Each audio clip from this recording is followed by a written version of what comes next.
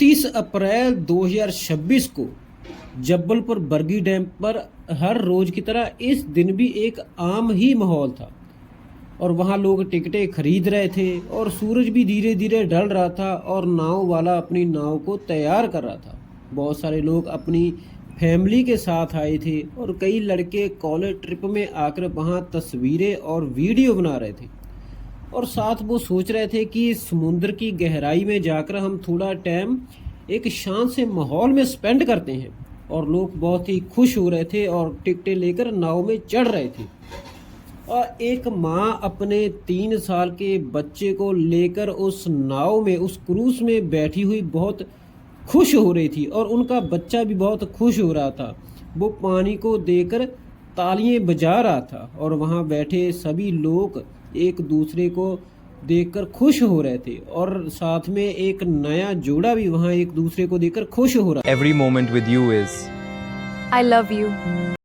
नाव में बैठे बुजुर्ग भी एक दूसरे के साथ खुश होते हैं और सभी नाव में एक शांत सा खुशी का माहौल होता है और लोग कर्मचारियों को लाइफ जैकेट मांगते हैं, लेकिन कर्मचारी आधे लोगों को जैकेट पहना देते हैं और आधे लोगों को देने से मना कर देते हैं। लेकिन फिर भी लोग इतना बड़ा इतराज़ नहीं करते क्योंकि उनको मालूम होता है कि हम सेफ हैं, हम कौन सी मुसीबत में फंसे हैं।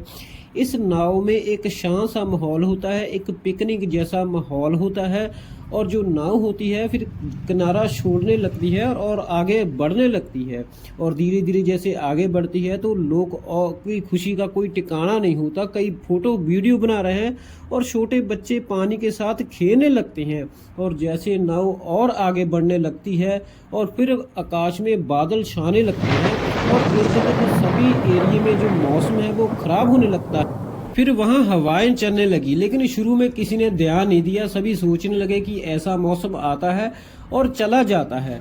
फिर जो लहरें थी वो बढ़ने लगी और बढ़ने लगी और बीच में लोग कहने लगे कि वापस चलते हैं, लेकिन नाव के जो कर्मचारी थी वो कहने लगे कि अक्सर ऐसा मौसम आता है और चला जाता है, टेंशन लेने की ज़रूरत नहीं है। वहाँ अगर बात बदल जाती तो शायद कहानी भी बदल जाती। फिर जो लहरें थी वो और बढ़ने लगी, वो इतनी बढ़ गई कि जो नाव के अंदर पानी आने लगा और इस तरह देखकर बच्चे तो रोने लगे और सभी घबराने लगे और चिल्लाने लगे और नाव के बीच में एक डर का माहौल शुरू हो गया और जो महिलाएं थी वो तो भगवान को याद करने लगी कि अब हो क्या गया और सभी खड़के कहीं नाव को एक समान करने लगे और ऊंची जोर जोर से चलनाने लगे और कर्मचारियों कहने लगे कि हमें बचाओ, हमें बचाओ और सभी नाव में एक डर का माहौल शुरू हो गया था। उस टाइम सभी जोर जोर से चिल्लाते हैं कि वापस चलो, वापस चलो, लेकिन अभी बहुत देर हो चुकी थी। फिर ऐसी एक लहर आती है कि नाव के अंदर पानी आ जाता है और नाव पलट जाती है और वही होता है जिनका किसी ने सोचा भी नहीं होता।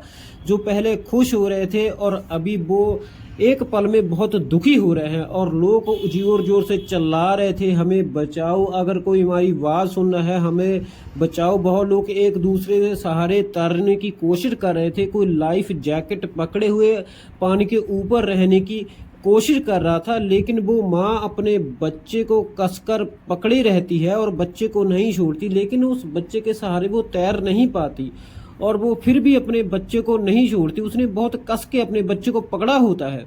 वो लोग होते हैं जोर से चिल्लाते हैं और उसमें सोते हैं कि हम तो अभी मर ही जाएंगे। धीरे धीरे सूरज भी अभी छिपने लगता है और बाहर के लोगों को इनकी आवाज़ सुनाई पड़ती है और लोग पुलिस और रेस्क्यू टीम को तुरंत सूचना दे देते हैं और कुछ ही देर में बचाव कार्य शुरू हो जाता है और रेस्क्यू की टीम है तुरंत नाव लेकर समुद्र में घुस जाती है और कुछ लोगों को बचाने की कोशिश करती है। कई लोग उसमें बेहोशी की हालत में मिलते हैं और कई लोग जो नीचे चले जाते हैं उनका बचाना मुश्किल हो जाता है।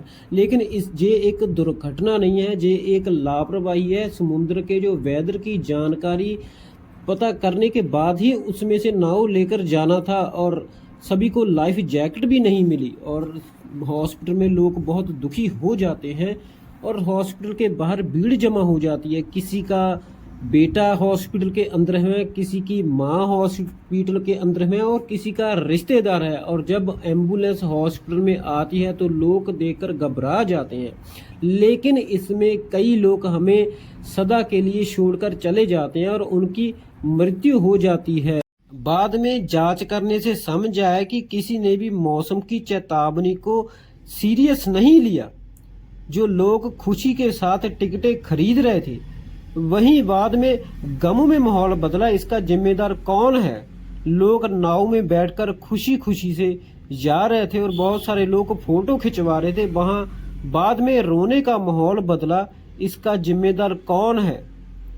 लोग कितनी खुशी के साथ वहां घूमने गए थे, कि कितनी खुशी के साथ वहां पिकनिक मनाने गए थे, लेकिन एक माँ और एक बेटे की जो इतने दर्दनाक मौत देखने को सामने आई है, इसका जिम्मेदार कौन है? इसमें सबसे बड़ी बात यह है कि लोगों ने लाइफ जैकेट तक पहनाई नहीं है।